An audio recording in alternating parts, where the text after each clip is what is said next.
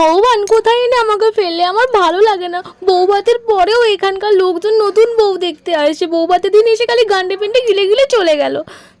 আমার ভালো লাগে না, এদের সামনে খালি ফেক হাসিটাই হাসতে হয়।